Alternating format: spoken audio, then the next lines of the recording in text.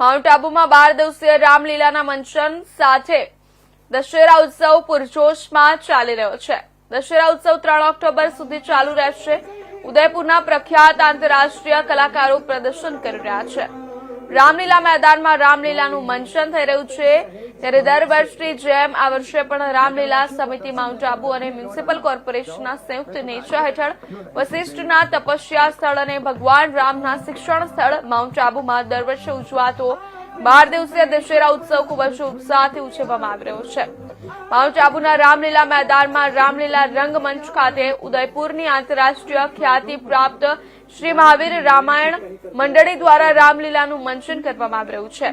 અહીં આયોજિત રામલીલામાં ભગવાન રામના 4 ભાઈઓનો જન્મ, રાવણનો જન્મ અને સીતાના સ્વયંવરનું કલાકારો દ્વારા સુંદર રીતે મંચન કરવામાં આવ્યું હતું। माउंट आबू भगवान राम की जन्म स्थली रही है और शिक्षा स्थली रही है। वशिष्ठ ने चारों भाइयों को यहाँ पे शिक्षा दी थी और यहाँ पे रामलीला जो है कई दशकों से जो है चली आ रही है। और हम बात करना चाहेंगे भगवान राम और लक्ष्मण और जिस प्रकार से अन्य कलाकार भी यहाँ पे मौजूद हैं। आप बताइए कि किस प्रकार से कि जहाँ पे भगवान राम ने शिक्षा प्राप्त की थी वहाँ पे अगर आप मंचन कर रहे हैं, कैसा लगता है आपको? बहुत ही अच्छा लग रहा है हमें यहाँ करके। दर्शनीय स्थल बहुत अच्छा है, हम बहुत ही अच्छा लग रहा है। वशिष्ठ की भूमि पे अगर आप जाएंगे तो कहीं ना कहीं अनुभव करेंगे कि भगवान राम ने ये शिक्षा प्राप्त की। बिल्कुल। आप बताइए आप क्या कहेंगे? हमें भी बहुत अच्छा लग रहा है यहाँ माउंट आबू में आकर के कि हमें कहीं ना कहीं ऐसा लगता है कि हमने यहाँ पर शिक्षा ग्रहण की है। हमें यहाँ करके बहुत ही अच्छा लग रहा है।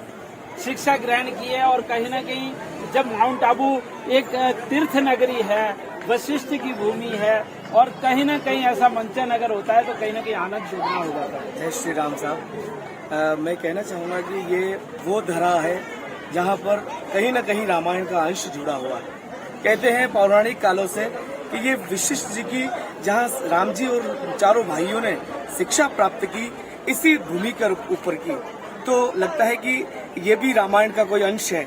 इसी पावन धरा पर हमें सौभाग्य मिला पुनः दोबारा 2 बार रामलीला करने का, तो इसे मैं अपना भाग्य ही समझूंगा और इस धरा को बार बार धन्यवाद दूंगा। जिस प्रकार से वशिष्ठ की भूमि रही है और माउंट आबू जो है कृष्ण की नगरी है, उपनगरी है और माउंट आबू जो है अर्बुदा माँ की नगरी है और यहाँ पे नवरात्रे के अंदर जो रामलीला का मंचन हो रहा है शिव की उपनगरी है, तो कहीं न कहीं माउंट आबू में जो कलाकार आते हैं उनका भी उत्साह बढ़ जाता है। कैमरा पर्सन दलपत राणा के साथ अनिल एवं Indian news mount Abu. Mount Abu भगवान राम की नगरी रही है जहाँ पे भगवान राम ने अपनी शिक्षा प्राप्त की थी और हम जिस प्रकार से उदयपुर की मंडली जो है यहाँ पे रामलीला कर रही है, रावण के रूप में हम बात करना चाहेंगे कि किस प्रकार से जो है माउंट आबू जैसे स्थान पे आप जब करते हैं कि भगवान राम की स्थली रही है जहाँ पे वशिष्ठ ने अपनी शिक्षा दी थी भगवान राम से चारों भाइयों को।